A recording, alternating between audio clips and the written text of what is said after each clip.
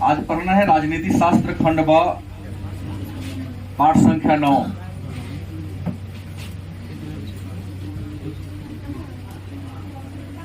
खंड ब, विषय है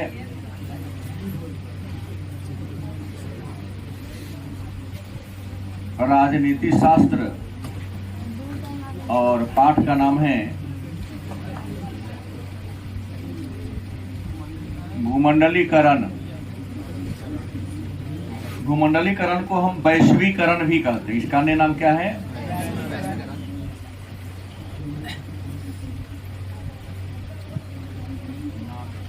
वैश्वीकरण। और पाठ का जो संख्या है वो कितना है? 9। और राजनीति शास्त्र खंड ब का लास्ट चैप्टर है। तो सबसे पहले जानना है कि भूमंडलीकरण है क्या।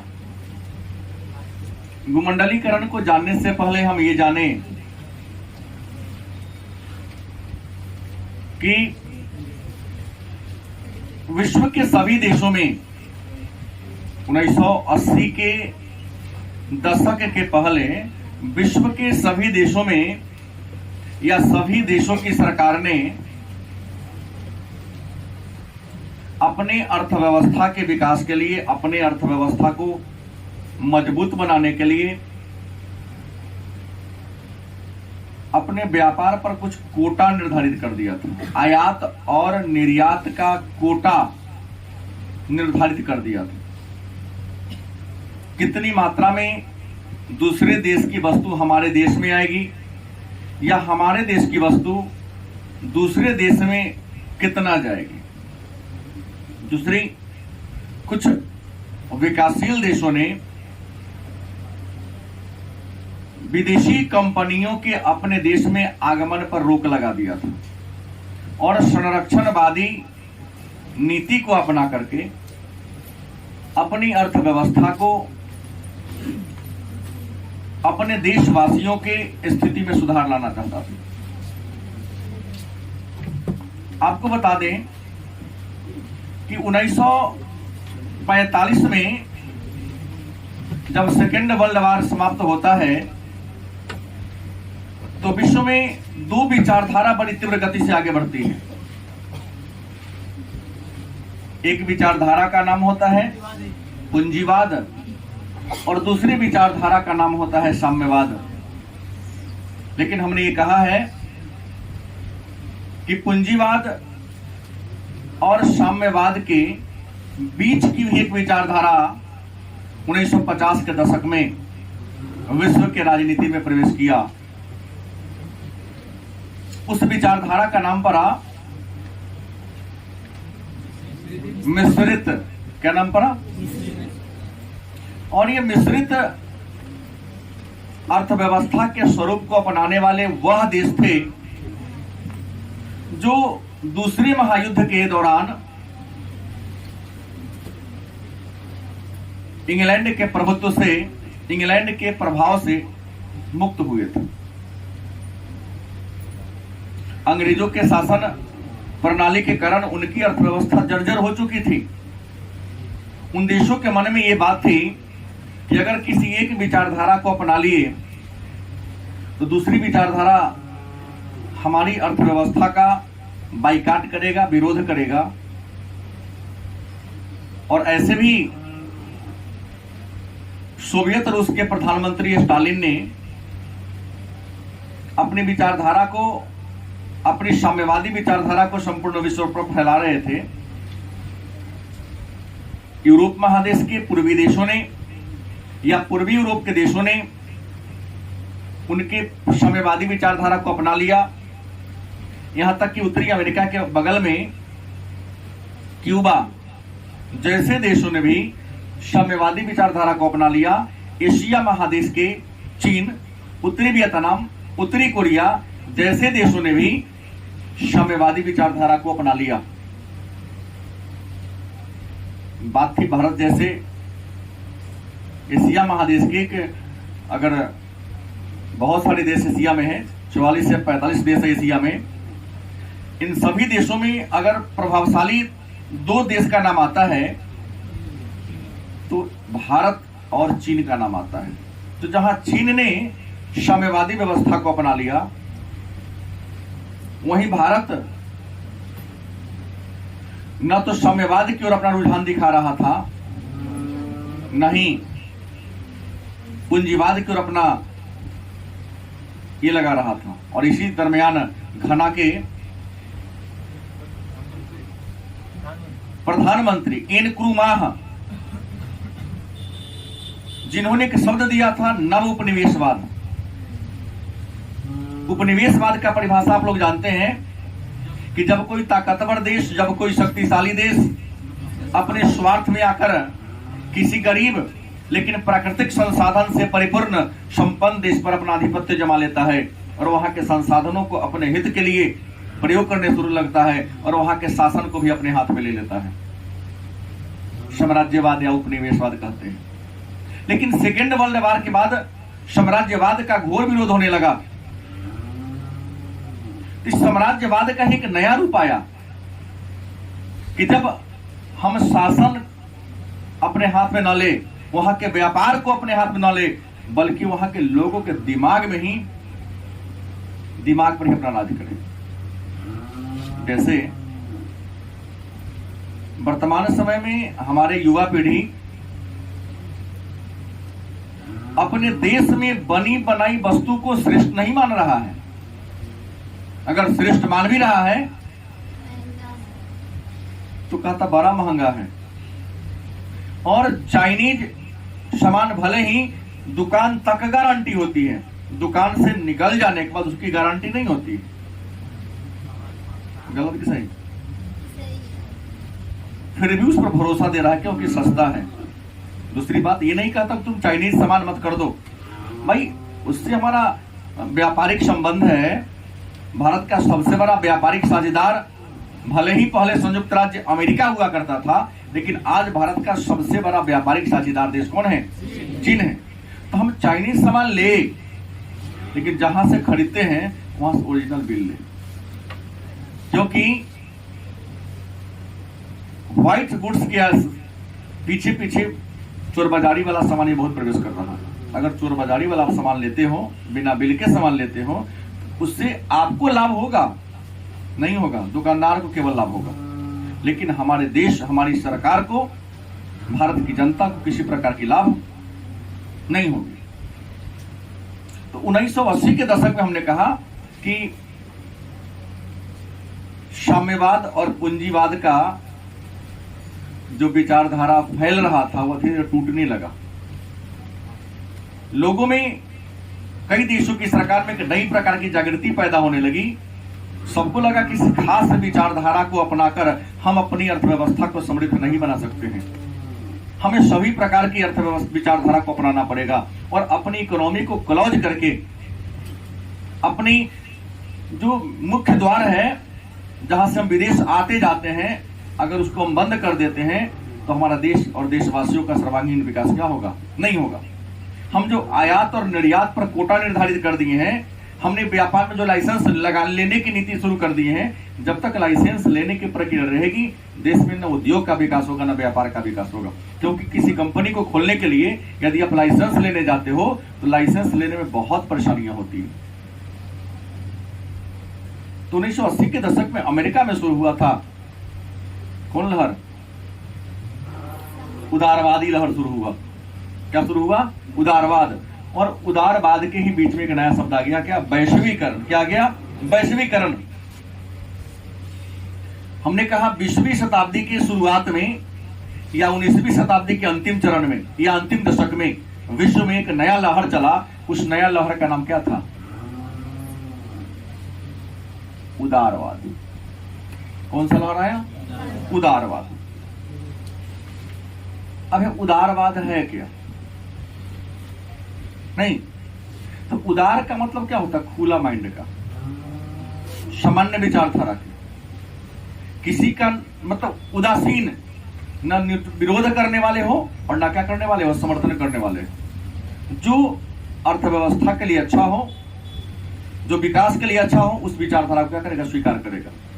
आप आपके आने आपके जाने पर किसी प्रकार का रोक न लगाने वाला जो विचार है, आप कौन सा काम करेंगे ये आप पर छोड़ देगा, क्योंकि आप जो भी काम करते हो या सोच कर करते हो वह काम आपके लिए क्या है, अच्छा है। क्योंकि इंसान गलत काम में जिस समय करता है उसके लिए वो समय उसका काम क्या लगता है, अच्छा उसको लगता है।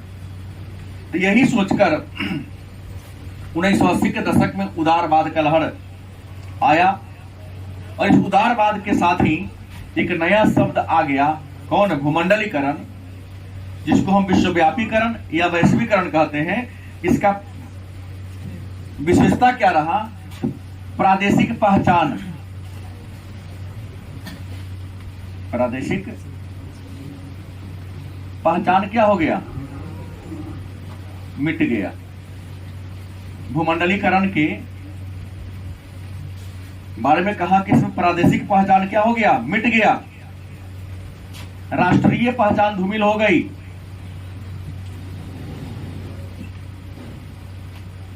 मतलब क्या हो गई? कमजोर हो गई।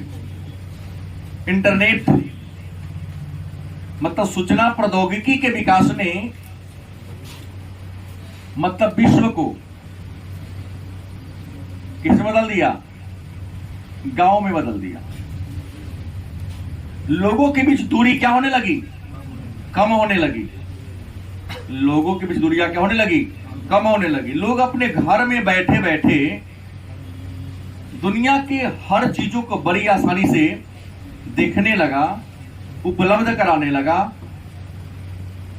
खरीदने और बेचने लगा। आज मोबाइल के माध्यम से आप विश्व के किसी देश के किसी भी प्रोडक्ट को क्रय कर सकते हैं। वह बड़ी आसानी से वहां पैक करके आपके दरवाजे पर भेज देता है और आप भी बड़ी आसानी से अपने मोबाइल से ही उसको पैसा ट्रांसफर कर देते हैं। अगर धोखाधड़ी होती है तो सामान को रिफंड करो और पुनः आपके अकाउंट में रिफंड करते ही जैसे उसका आदमी आएगा उसके सामान में हाथ में सामान पहुंच जाता है, एट ए टाइम आपके अकाउंट में पैसा आ जाता है। गलत कि सही?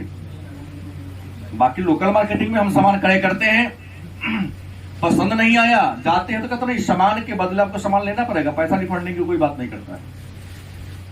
गलत कि सही? आज देख रहे हैं बहुत सारे लोग ऑनलाइन मार्केटिंग पर आ रहे हैं। इसके पीछे रीजन क्या है? लोकल मार्केटिंग में होता है कि हम सामान खरीद करके लाए और वह ग्राहक के अधिकार को दबा रहा है। ग्राहक को चुनने का अधिकार है, पसंद न आने पर वापस करने का अधिकार है और वापस कर करके चुकाए गए धनराशि को वापस लेने का अधिकार है। गलत किसे? आप लोग क्लास 10 में पढ़े हैं ना?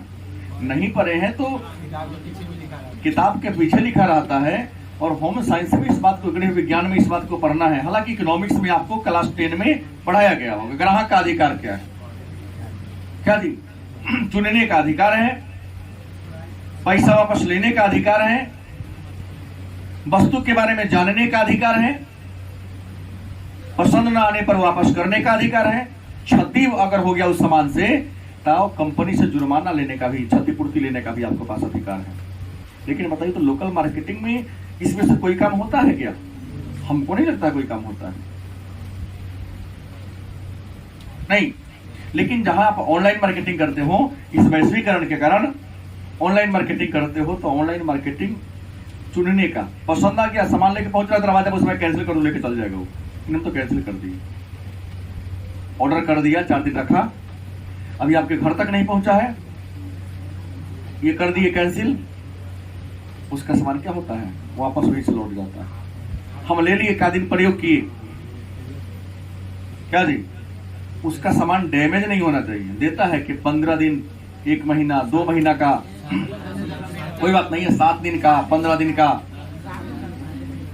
क्या है, रिफंडिंग की बात आती है। लेकिन लोकल में होता है नहीं। तो ही हुआ कि प्रादेशिक पहचान मिट गया कि हम बिहार के हैं, हम उत्तर प्रदेश के हैं, हम एशिया के हैं, हम यूरोप के हैं, हम भारत के हैं, चीन के हैं। यह पहचान क्या होती है? मिट जाती है।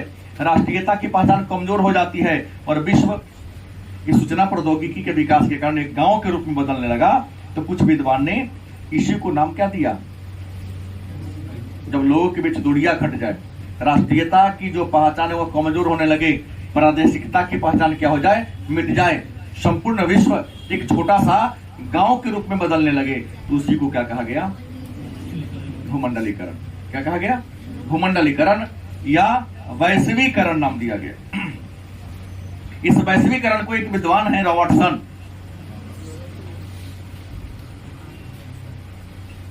एक विद्वान है रॉबर्टसन, जिन्होंने वैश्वीकरण को सार्वभौमिकरण, क्या नाम दिया? सार्वभौमिकरण या सार्वभौमवाद।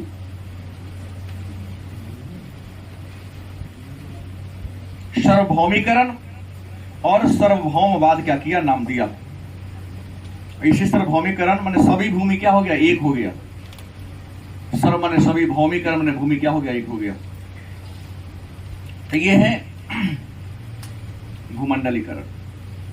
हम भारत की बात करते हैं तो भारत विश्व में तो 1980 के दशक में आया, लेकिन भारत ने इस प्रक्रिया को कब अपनाया? 1991 में। लेकिन सही में कहा जाए तो विश्व में यह बहुत तेज गति से फैला कब? 1991 के बाद हुआ, जब सोवियत संघ का विघटन हो गया।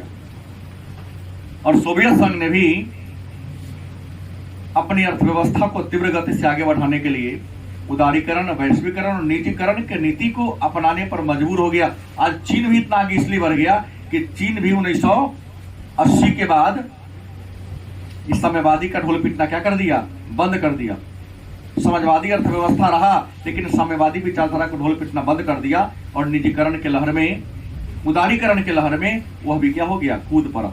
नियम कहता है हवा जैसा बहे उसके अनुसार अपने आप को ढाल लो, आप तरक्की करोगे। नदी की धारा के दिशा में जाओगे तो बहुत जल्दी जगह पर पहुंच जाओगे, लेकिन नदी के धारा के विपरीत दिशा में चलोगे तो जैसा बदलाव हो रहा है उस प्रकार के बदलाव आपको अपने अंदर लाने की क्या है?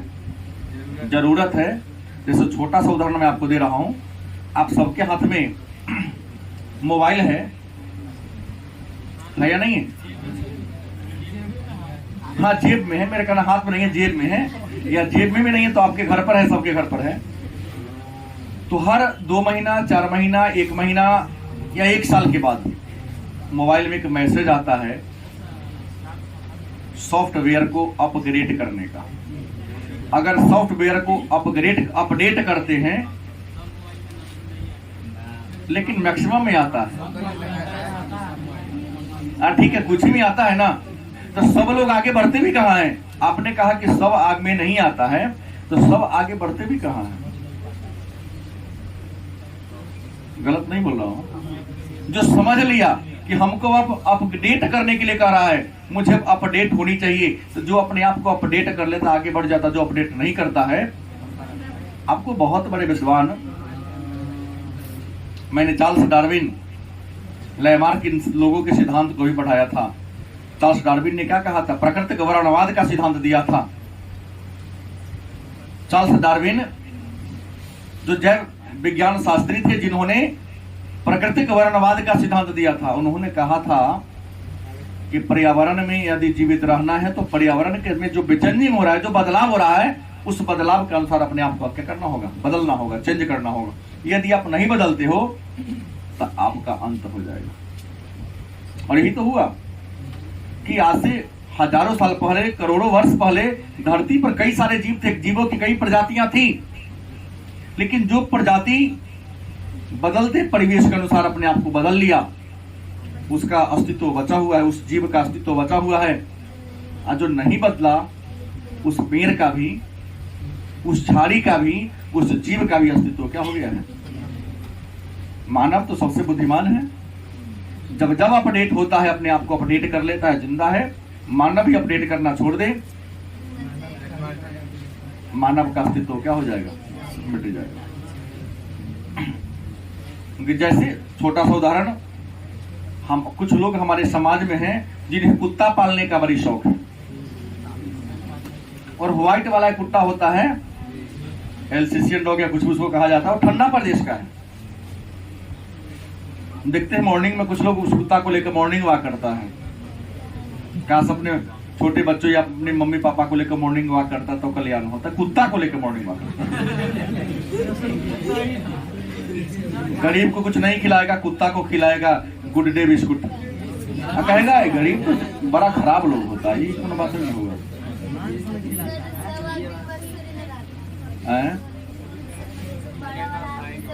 बड़ा इंसान लंबाई से कि विचार से कि पैसा से?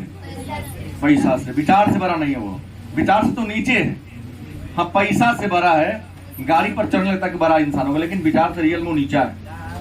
बाप माता को वृद्धाश्रम में भेज देता है, कुत्ता को गुड डे खिलाता है, कहता टाइम नहीं, तो कुत्ता के जोड़े घूमने के लिए उसके पास टाइम मिल जाता है, लेकिन जिसने पैदा किया उसके साथ समय देने का टाइम ही नहीं मिलता उसको। बड़ा आदमी कथी का हो गया? क्या रवि गलती बोल रहा हूं? सही बोल रहा हूं?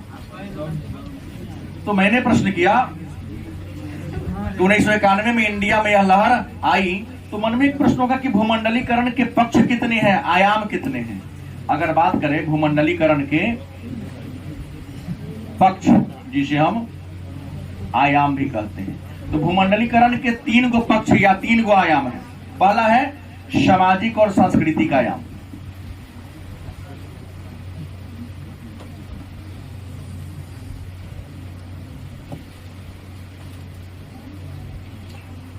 दूसरा है आर्थिक आयाम,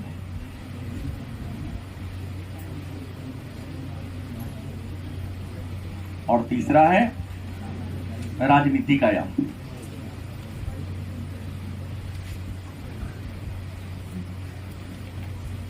भूमंडलीकरण के कितने आयाम हैं? पहला कौन है? सामाजिक आयाम। याद रखिएगा, भूमंडलीकरण का या वैश्वीकरण का, इसी को अंग्रेजी में कहते हैं ग्लोबलाइजेशन, ने हमारे सामाजिक विचारधारा को प्रभावित किया है। गलत कि सही? सांस्कृतिक आयाम को बदला है। कहोगे सर समाज में क्या बदलाव लाया, संस्कृति में क्या बदलाव लाया? एक छोटी सी बात, जो हम कई ऐसी पुरानी परंपराएं थी हमारी सोसाइटी में, हमारे जीवन में, देखिए ना कई प्रकार की पुरानी परंपराएं थी, वह परंपरा मिट रही है, धीरे धीरे कमजोर होती जा रही है, और वहां पर वही परंपरा थोड़ा सा अपग्रेड होते आ रहा है। गलत बोल रहा हूं? गलत बोल रहा हूं मैं? घर जाना जाइए।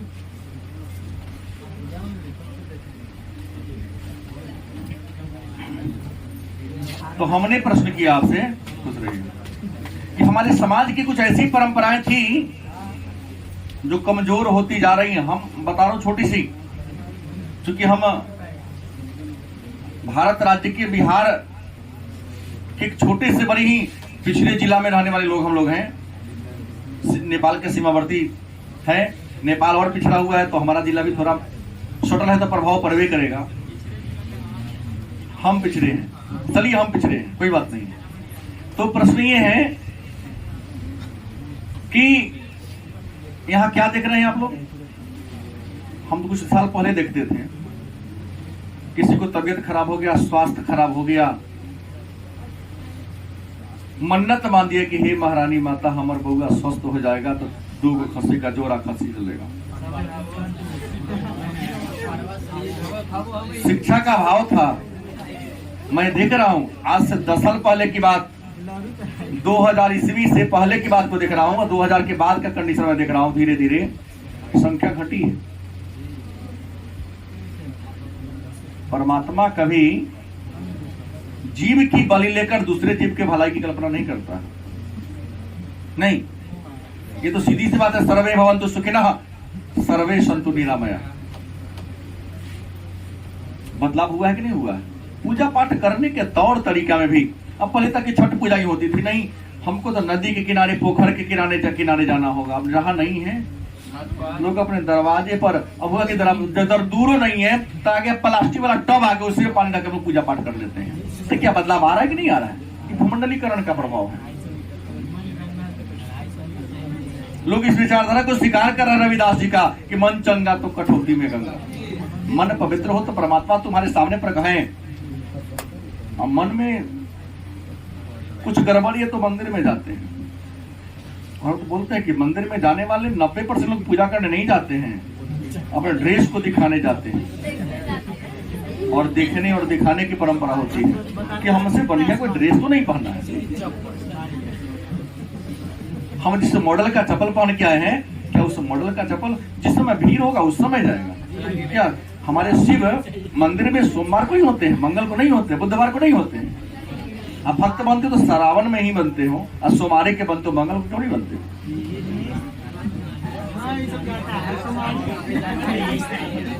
आर्थिक आयाम की बात करते हैं,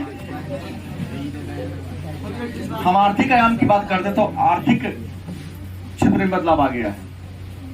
अब देखिए ना, पहले लोग खेती बाड़ी करता था, कुछ लोग उद्योग, अब खेती बाड़ी करने वाले लोग भी अपने खेत में अलग अलग प्रकार के पौधा को लगा रहा है। बड़े पैमाने पर व्यवसायिक कृषि को बढ़ावा दिया जा रहा है। कल कारखाना का भी विशिष्टीकरण हो गया है। एक बड़े बड़े कारखाना के पीछे छोटी छोटी कई कारखानाएं लग गई है, ताकि बड़े कारखाना को वहां कच्चे माल आपूर्ति करा सके। तो मतलब व्यापार करने के तौर तरीका में ही बदलाव आ गया है। मुंबई के लोगों में का टाइम नहीं है, लेकिन अपने हाथ से बनाकर खाना चाहता है। तो हम लोग तो आलू खरीद के लाते हैं, मुंबई में जाओगे तो आलू को लोग छील कर और छोटे छोटे टुकड़ों में बांट कर बेचता है। जिसके पास टाइम नहीं है वहां से बस 2 रुपया 5 रुपया खरीदता जाता है, कढ़ाई में रखा फ्राई किया, उसको धोने छिलने करने की कोई जरूरत नहीं। 4 रोटी 5 रोटी खरीदने, रोटी में तो कोई मिलावट है नहीं, सब्जी में ही मिलावट हो जाता है ना, कि मिर्च मसाला वो होटल वाला अपने हिसाब से मैनेज करते हैं। देखिए बदल रहा है। अब टाइम लोगों के पास कम है तो 500 ग्राम, 1 केजी, 2 केजी और 5 केजी का पॉलिथीन में पैक किया हुआ चावल मिल रहा है, आटा मिल रहा है। जिसको जितनी जरूरत है, मतलब व्यापार करने का तौर तरीका अब थोड़ा चेंज करके आपसे बेसी पैसा ले रहा है। क्योंकि आप लोगों के भी दिमाग में आ गया कि खुला है तो उसमें थोड़ा कमजोर होगा, और डिब्बा बंद है तो बढ़िया होगा। जबकि खुला की गारंटी है जिसको हम देख रहे हैं, अब बंद वाला की कोई गारंटी नहीं कि क्वालिटी उसकी अच्छी है या बुरी है। लेकिन आप सबको पैकेजिंग पर क्या है ज्यादा भरोसा है। राजनीति आयाम की बात करते हैं तो भूमंडलीकरण ने राजनीति को ही प्रभावित किया है। आज राष्ट्र राज्य की विचारधारा को प्रभावित कर दिया है, और राष्ट्र राज्य को प्रभावित करके आप कई देशों को देखा जा रहा है कि दूसरे देश के संप्रभुता को प्रभावित कर रहा है।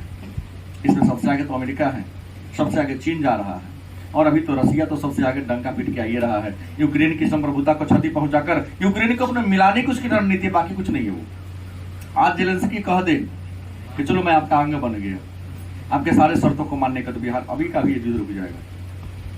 हमको तो यही लगता है उसी अपने में मिलाने की रणनीति है, उसके संसाधनों को हड़पने की रणनीति है। जैसे अमेरिका देखता है जिस देश के पास प्राकृतिक संसाधन ज्यादा है उससे दोस्ती करता, दोस्ती नहीं करता तो किसी न किसी प्रकार के बहाना बनाकर उसे बर्बाद करने का प्रयास करता है। चाहे वह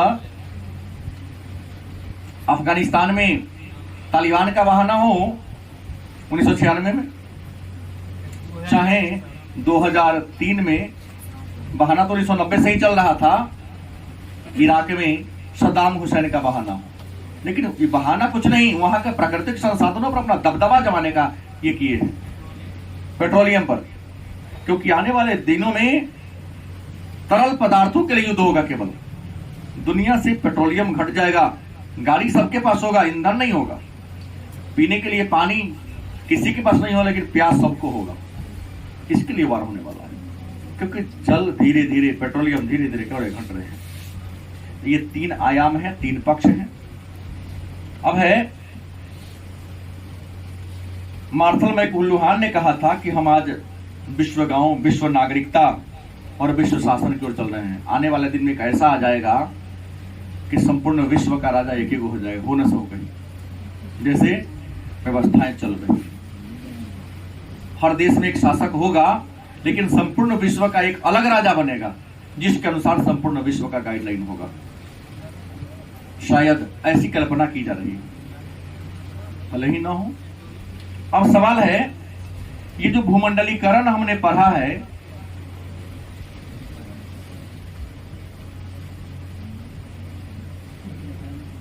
इसके कुछ अच्छा प्रभाव भी हो सकता है, कुछ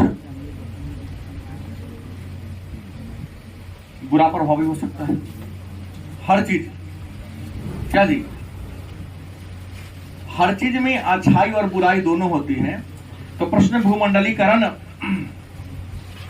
के पक्ष में कुछ बात कहिए कि भूमंडलीकरण का अच्छाई क्या है। तो भूमंडलीकरण की पहली अच्छाई ये है आर्थिक रूपांतरण।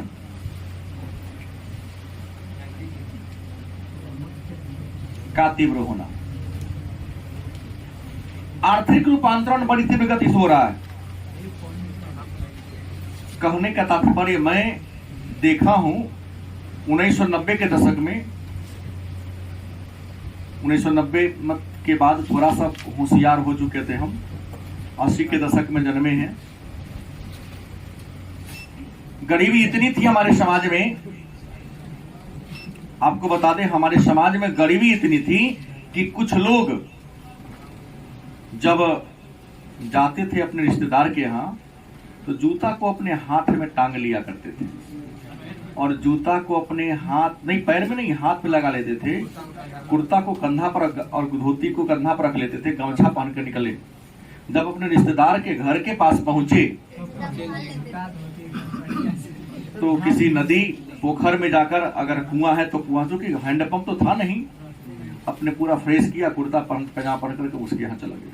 हमने तो ये भी देखा है, किसी एक की शादी हुई, इसका जो शादी वाला टोपी हो गया, जूता हो गया, कोट पैंट हो गया, उससे कई की शादियां हो जाया करते थे। होता था। अब तुम लोग बाद में जन्मे, इस सबको देखे नहीं, क्योंकि तुम लोग तब जन्मे हो जो सबसे गरीब है वो लाखपति है। अभी तो गरीबी के लोग चोला पाने हुए, गरीब रियल में कोई नहीं है। गरीब वह है जो अपना खुद का काम खुद नहीं कर पा रहा है, जिसके पास, सही बोला, कि जिसके पास हाथ और पैर नहीं है, वास्तव में गरीब वही है। आज रियल में कहा जाए, देखा जाए तो गरीब कोई नहीं है, गरीब कोई नहीं है। गरीब एक शब्द रह गया है। तो आर्थिक रूपांतरण बड़ी तीव्र गति से हुआ है। हम लोग, मैं क्लास 6 तक बिना चप्पल के विद्यालय में बोरा में लपेट लिए, बिछा दिए और पढ़ गए। आज तो कहीं जाना हो तो चप्पल या जूता ये होता था। ये कुछ ऐसे वस्त्र हुआ करते थे जो हमेशा आयरन करके पेटी में बंद करके रखा जाता था, कहीं आने जाने के लिए। घर पर तो जैसा तैसा चल जाता था, लेकिन हमको नहीं लगता है कि आज हमारे सामने जितने बच्चे बैठे हैं कि कुछ नया कपड़ा आयरन करके पेटी बक्सा में रखा हो। सबको पहनता है, जो पहना उसी को पहले चल देते हैं।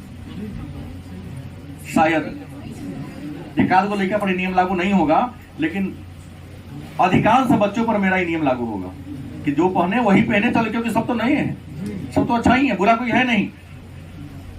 गलत कि सही? दूसरा, संचार प्रणाली लोगों के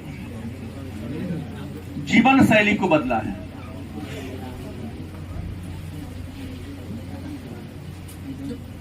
सही बात है, संचार प्रणाली ने लोगों के जीवन शैली को क्या कर दिया है?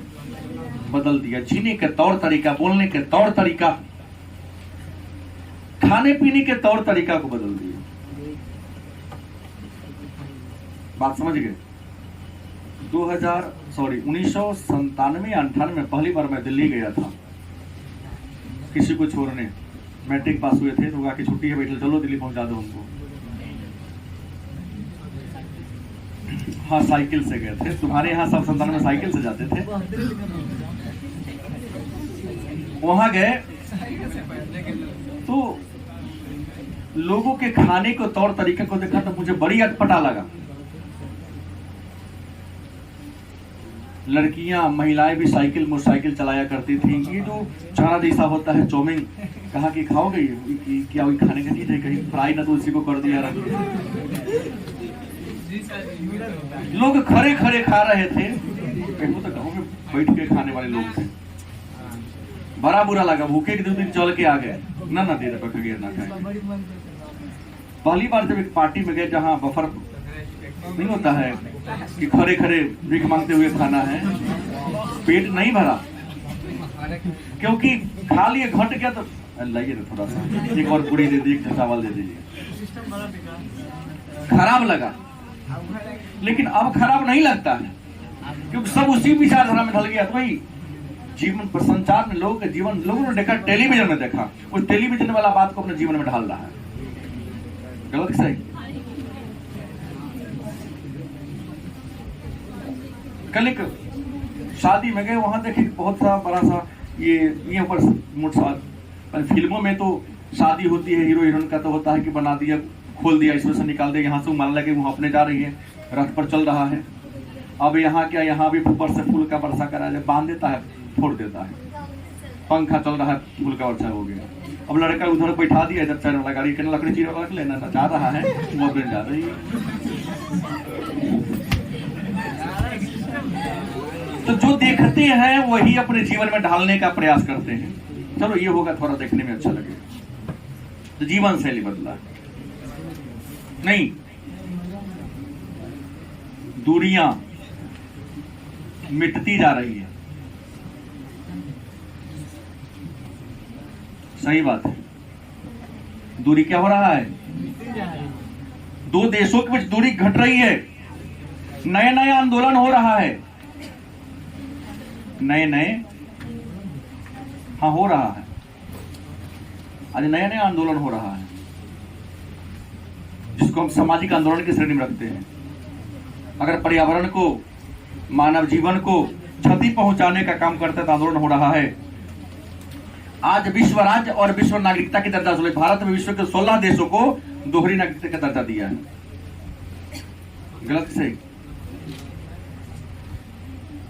पढ़े इस बात को कि मैं ही बोल रहा हूं, केवल नहीं जानते। नागरिकता वाला टॉपिक पढ़ेंगे, आपके पास तो लक्ष्मीकांत है, आपको मिल जाएगा। हाँ, लेकिन एक बात है, कुछ लोग कहते हैं कि नहीं, ये जो बात है यह गलत भी है। ये जो अच्छाई देख रहे हैं, नहीं, बर्फ देखने में भले ही ठंडा लगता है, लेकिन बर्फ का गुण क्या, बर्फ गर्म होता है, उसका जो तासीर होता है वो गर्म होता है। बर्फ नहीं खाओ, खोखी सर्दी, थोड़ा ठंडा होता है, नहीं, बर्फ हाथ से छूने में ठंडा है, लेकिन जब हमारे अंदर जाता है तो हमें वो गर्मी का एहसास दिलाता है, गर्म उसका तासीर होता है, ठंडा नहीं मारेगा उस बर्फ को खाने से। तो प्रश्न है, पूंजी भूमंडलीकरण का अच्छा प्रभाव पूरा है तो बुरा प्रभाव, जैसे यह पूंजीवाद का नवीनतम रूप है।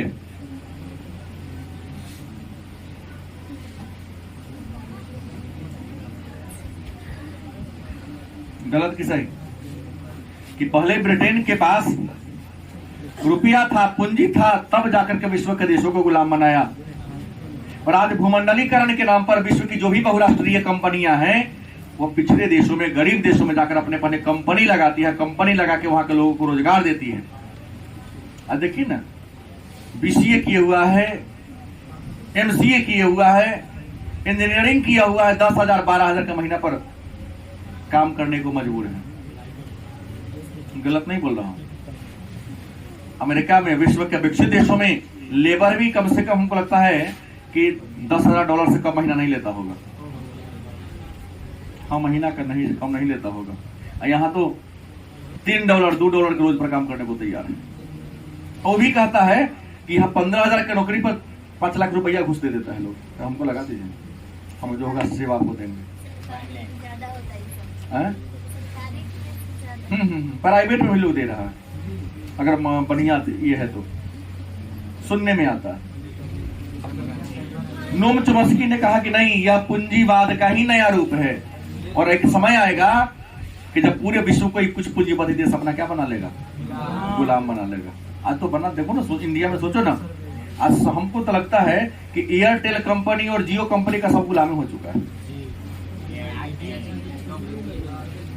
2 घंटा अगर नेट ऑफ होता है लगता है पागल हो गया, बेचैनी।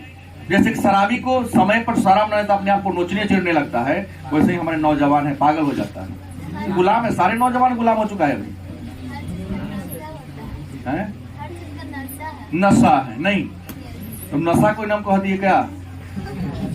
गुलामी की ओर ले जा रहा है। वही नशा इंसान को गुलाम सब कुछ बेचने को मजबूर हो जाएगा। जैसे ये आ गया पबजी। कई लोग सोचते हैं कि सुना हो कई तो लोगों ने अपने माता पिता की हत्या भी कर दिया। डिमांड करता है, एक बच्चा ने कल कहा कि उसमें सर हथियार खरीदना होता है और हथियार का कीमत कम नहीं होता है। हाँ। हमारे क्लास में पढ़ने वाले भी कई बच्चे इन्वेस्ट कुछ किए, देखे कि ना कुछ अवैध तो ना है तो छोड़ दिया, होशियार निकला। अभी कुछ दिन पहले घटना घटी थी उत्तर प्रदेश में, शायद बच्चा ने अपने माँ का मर्डर कर दिया। 13 साल का बच्चा था। तो यही नशा होगा कि माता पिता की हत्या कर देगा गेम के लत में, जिसे तुमको पैदा किया। तो एक नया रूप आ रहा है और उसी के रूप में तुम पर शासन करेगा और कर रहा है। दूसरी बात, इसका प्रभाव समान नहीं है। भूमंडलीकरण का प्रभाव समान नहीं है। गलत सही, अमीर को इसका लाभ हो रहा है और गरीब और ज्यादा गरीब होते जा रहा है। कहोगे कैसे? तो भूमंडलीकरण के कारण आज एक से बढ़कर एक बड़ी बड़ी टेक्नोलॉजी आ गई है। जो काम पहले लेबर करता था वो काम मशीन कर रहा है। हम छोटा उदाहरण दे रहा हूं, लैट्रिन साफ करने वाला टंकी अगर आपका फुल हो जाता है उसको साफ करने के लोग इंसान पहले होता है, 1 महीना बंद कर दो, बाद में उसमें चूना रखा जाएगा, वो सूख जाएगा, तब कुदारी से काट करके वहां से निकाल के खाली किया जाएगा। जो बात समझने की बात है, आज मशीन आ गया, ट्रैक्टर पर लोड आता डिब्बा, कुछ नहीं, एक थोड़ा सा गड्ढा वहां रहबे करता है, डब्बा ढककर उसका हटाता है, उसका पाइप को लगाता है, सब मोटर लगा पूरा खींच लेता चला जाता है। तो जो काम करने में पहले आपको 10 दिन कम से कम 4-5 लेबर काम करता, आज आधा घंटा में पूरा काम हो जा रहा है मशीन के चला। गलती बोलो चाहिए। इसका प्रभाव सब पर समान नहीं पड़ा, अमीर को ज्यादा लाभ पहुंचा रहा है। सही बात, समय आ गया, मनी बिगेंस्ट मनी, मनी मनी कमाता है। जेकर पैसा बहुत आगे बढ़ जाएगा, जो गरीब है गरीबे रहेगा, कभी आगे नहीं बढ़ेगा। एक तो गरीब अपने सोच के कारण गरीब है, और दूसरा टेक्नोलॉजी इतना आ गया है कि गरीब को कभी आगे बढ़ने नहीं देगा।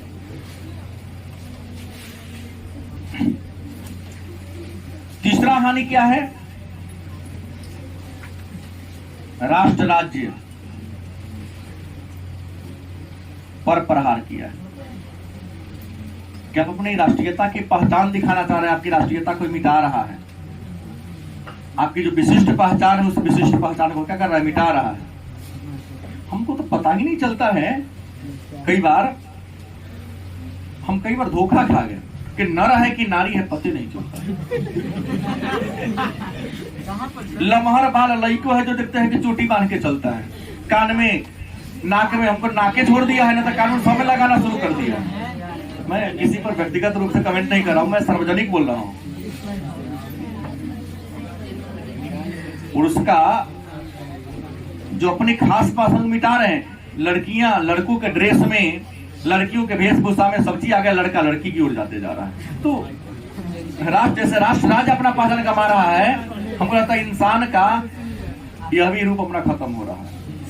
पहले केवल पर्दों पर देखने को मिलता था, आज रियल लाइफ में देखने को मिल रहा है। बाकी गलती बोला हूं क्या? कहता ही सही है।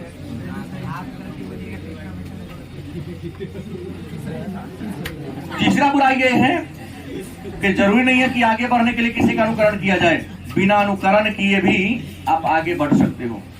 लेकिन आज देखिए ना, अनुकरण खूब कर रहा है हमारे देश के, हमारे राज्य के, हमारे जिला के नौजवान पश्चिमी देशों का पूरा पूरा अनुकरण कर रहा है। उसके खान पान का, उसके पोशाक का, उसके रहन सहन का अनुकरण कर रहा है, और पश्चिमी देश उसको छोड़ रहा है और हमारे रीति रिवाज का ये कर रहा है। कभी जाके देखो पश्चिमी देशों को, पूरा फुल कपड़ा पहनने भरोसा करता, और आप लोगों जो पहले जंगली की तरह लंगटे रहता था, उस परंपरा को हमारे यहाँ के लड़के लड़कियां अपनाती जा रही है। तो कहता कि हम हाई फाई हो गए। कम कपड़ा पहनना, आज चम्मच से खाना, हाई फाई नहीं, भगवान ने हाथ दिया है भाई, चम्मच उठ नहीं रहा है लेकिन जबरदस्ती उठा के ठूसने का प्रयास कर रहा है।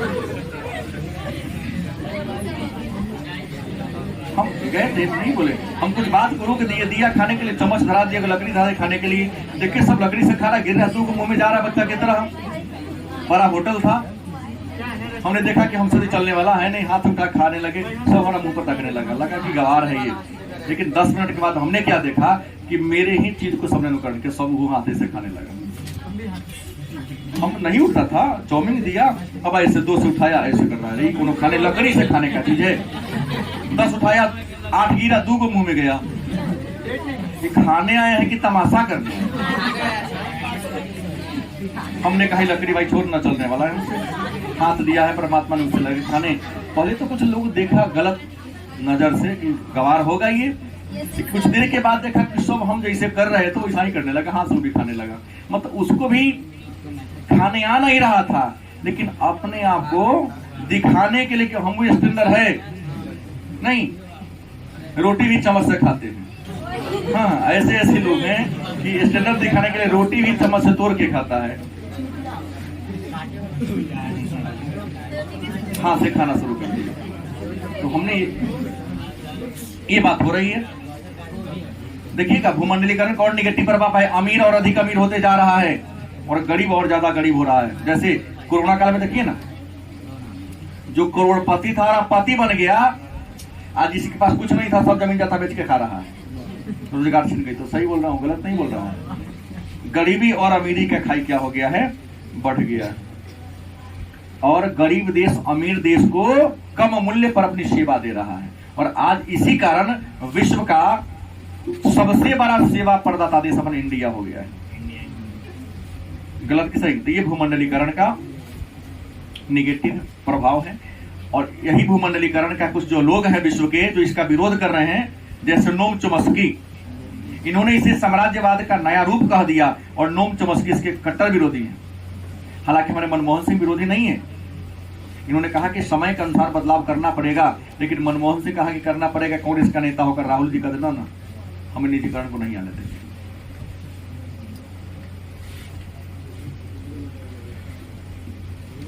और वॉलस्टीन ने तो कहा था कि धनी देशों का निर्धन देशों को शोषण करने की क्या है, नीति है, और जब तक गरीब देश अमीरों के पिछलगू बना रहेगा, वो हमेशा उसका क्या करता रहेगा, शोषण करते रहेगा।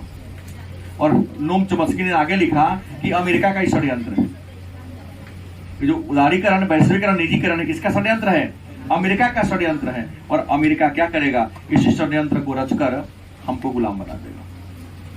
लास्ट टॉपिक आता है भूमंडलीकरण और भारत। एक आता है भूमंडलीकरण व भारत। भूमंडलीकरण और भारत माने भारत का भूमंडलीकरण, मतलब भूमंडलीकरण का भारत पर क्या प्रभाव पड़ा है। तो आपको बता दें कि भारत में भी भूमंडलीकरण का अच्छा और बुरा दोनों प्रभाव पड़ा है। मैंने भूमंडलीकरण की बात करें तो भूमंडलीकरण का हमारे भारत पर भी क्या हुआ है, अच्छा और बुरा दोनों प्रभाव पड़ा। क्योंकि भूमंडलीकरण का भारत पर अच्छा प्रभाव क्या पड़ा है,